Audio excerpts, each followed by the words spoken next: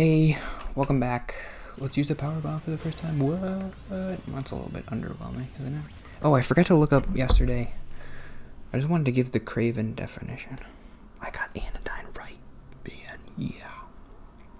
Craven means contemptibly lacking in courage. Oh, it means cowardly. Craven abdication of his moral duty.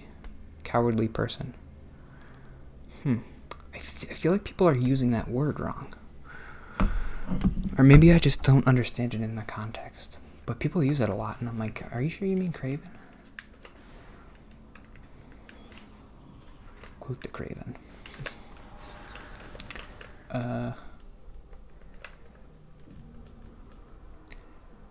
Okay, so wait. What am I doing? Yeah, so let's just have some fun and explore for once. Is there anything fun up here? No, I should just go back in the portal. How did I get in the portal?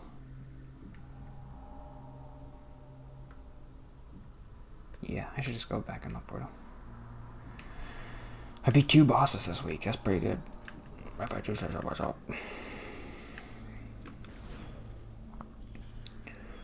Where is the portal? It's over here. Bloop. How do I get up there?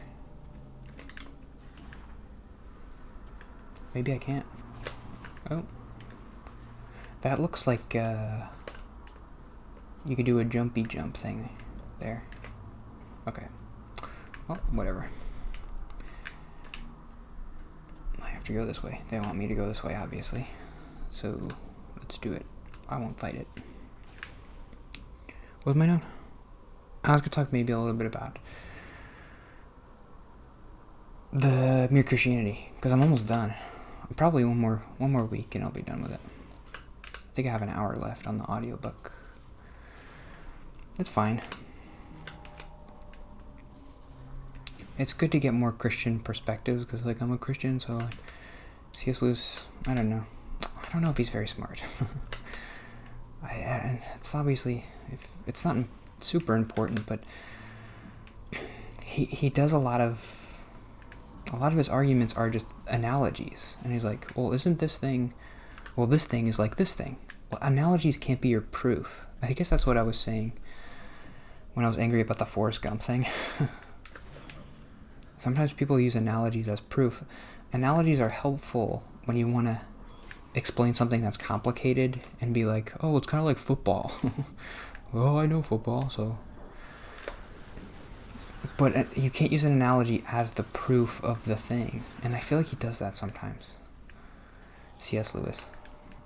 Like, this is like football, so therefore it's true. Wait, no, you can explain it that way, but that doesn't make me believe that it's... What are these things?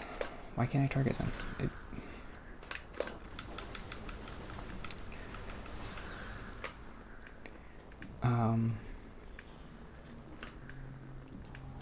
He doesn't really offer any explanation other than, well, this analogy, and that's it. So,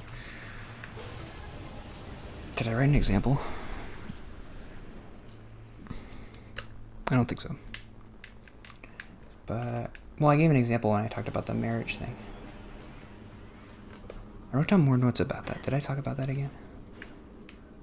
Yeah, I think I did. Get away from me.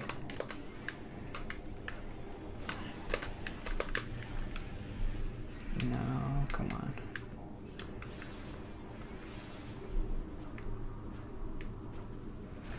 These are my favorite enemies. Okay.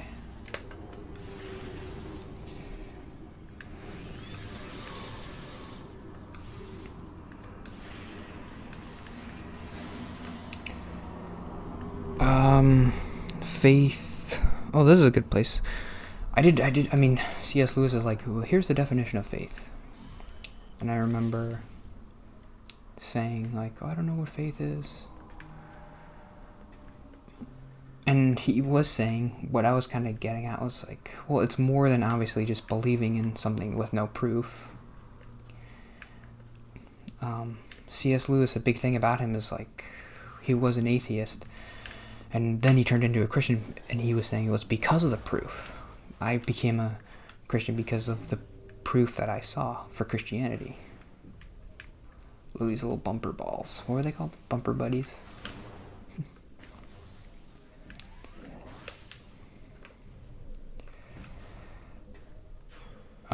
And he posed it in a pretty interesting way. He said faith and emotions. Faith is reason despite your mood. So, it's a pretty interesting way to think about it. He was saying, I'm a Christian. I've come to a Christian belief based on a certain amount of facts or whatever. So I believe in Christianity. Something might happen to me emotionally in the moment that might shake my faith. So, but emotions are fleeting things. So how did he say it? He is smarter than me. C.S. Lewis is so stupid, but I can't even repeat what he said.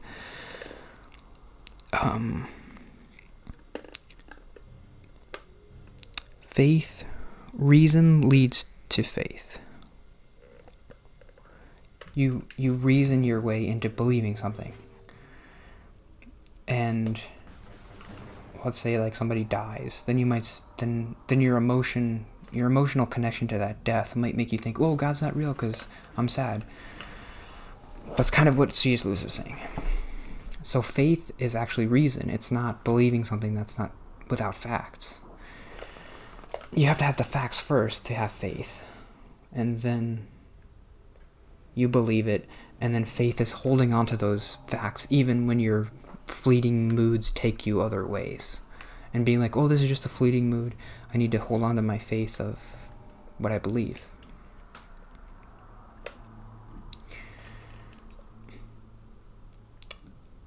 I like that. And he's not saying, like, if you get new information, then you can believe something else. He's just saying, don't let your emotions take you away from a place, or take you to a place that you don't want to go. I like that. Good job, C.S. Lewis. I think I agree. I guess I want to go to a portal and get out of here.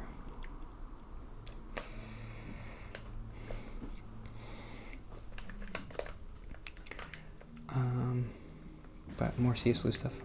Wasn't it the door? Where's the door? I can't find it. I'm looking right at it. Oh.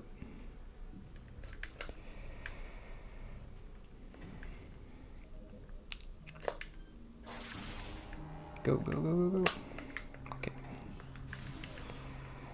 What was the other note? Theology is important. It's like having a map at sea. That's a good example of just like he didn't really get into like, and I think if the analogy makes sense, and I like it, but it's just an analogy. It can't be the proof of the thing that you're trying to prove. He's saying knowing the theology is important.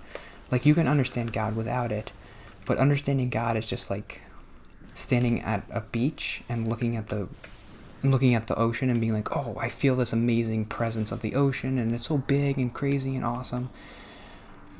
But if you want to get to the other side of the ocean, you need a map. Then that's what theology is. It's like, it's a chart of thousands of people have put in information about the oceans and the information about topography or whatever.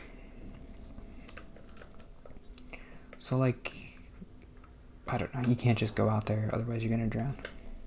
It's a good analogy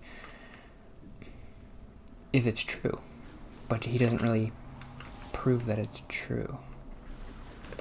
He's just like, this is a good analogy, and I think it is.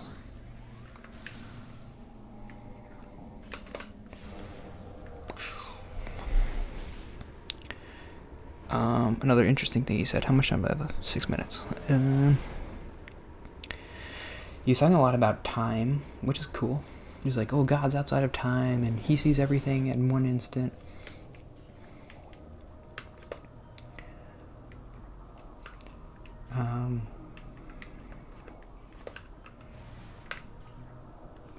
But he said something interesting, which I think is true and interesting, and I never really thought of.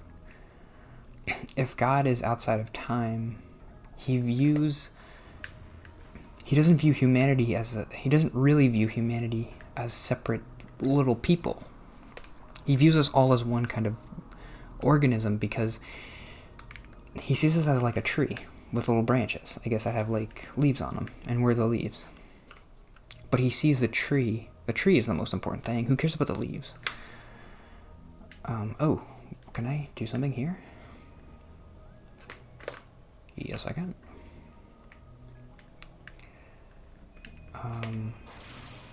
Because he's outside of time, so he sees the first human and the 7 billion humans now all at the same time. He sees them when they're being born. He sees them inside like a fetus. He sees them when they die. So that's like all compressed for him. So it's just like, I kind of like that, because when you think about, oh, there's so many people, why would God put so much thought into whatever I'm doing? It's like, well, we're all one thing to him. He created humanity, and we're all kind of connected. And it's kind of nice to think like you're connected to everybody. I don't know. It's obviously a thing I could do, but I don't know how to get over there.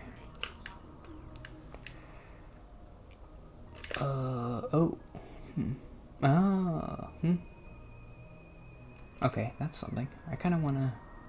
Is that an energy tank? I don't know. What's in this room? I don't think I've ever been in here. It's just the portal. Let's try to figure it out. What the heck? We beat 2 bosses today. We already made so much progress. So I have to get up there somehow.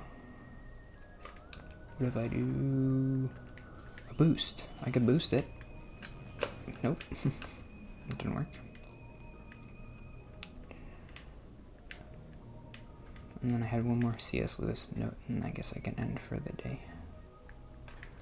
For the week. I did my weekly Let's Play. I did my weekly Let's Play. Where do I go? This thing?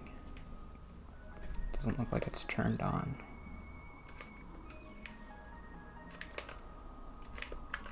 How do I turn it on? That?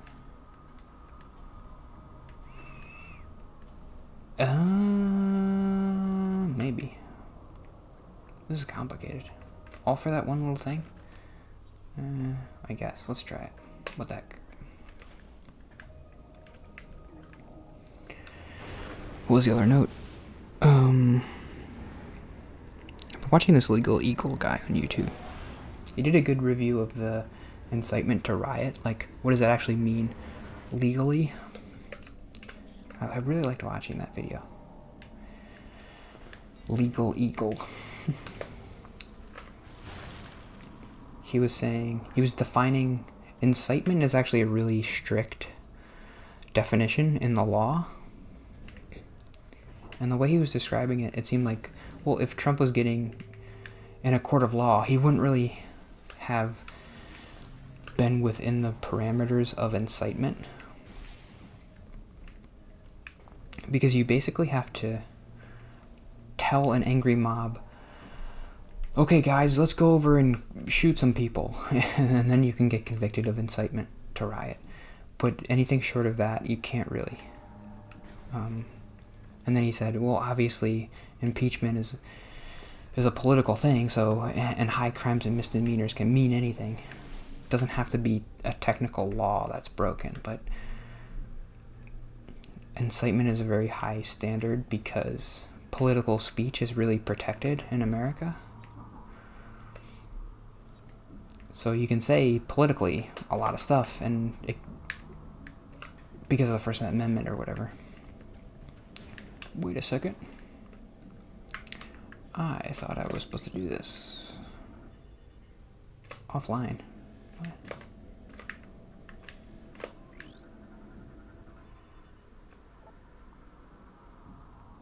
Device is aimed. What? I don't know what to do now. This is offline. Well, how do I turn it online?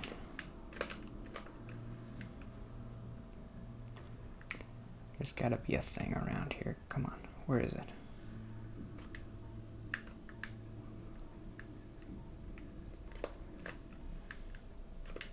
What's in this goop? Should I not go in here? Oop.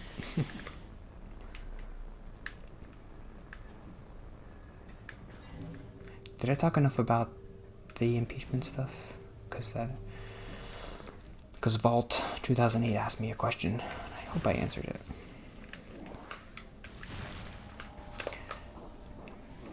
I think, yeah, I don't think impeachment, I think it's fine that they did it, but I think a censure would have been better. But then there's also, of course, like, well, if they can convict him, then he doesn't get to run. That's good. I don't know. I keep going back and forth. I don't know where to go. Where do I go?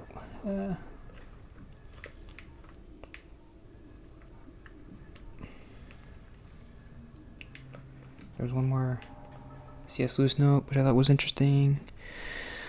Analogy, no. Human, no. Theology, no. Well, I guess that was it.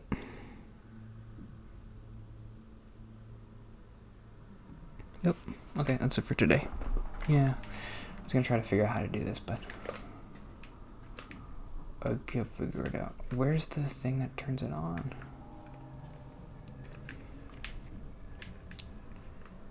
Is it up here?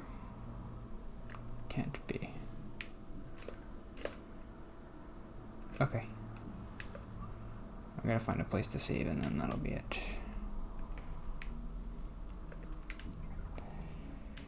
But you don't have to watch that. Okay. That was fun. I did it. Another week gone. Hopefully everything recorded right. Don't even say that.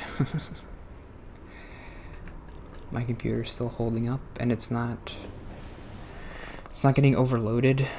I remember last year it was getting overloaded, like when I was recording. Like a Mega Man episode I did, I remember the audio was all crackly because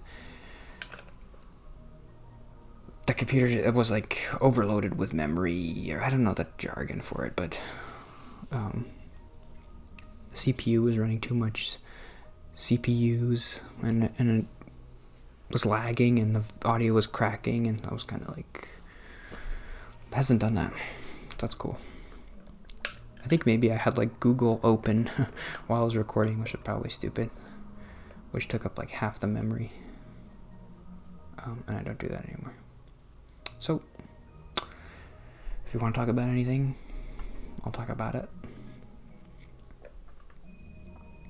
I don't think I've ever not responded to a comment or a question. When people ask questions, I try to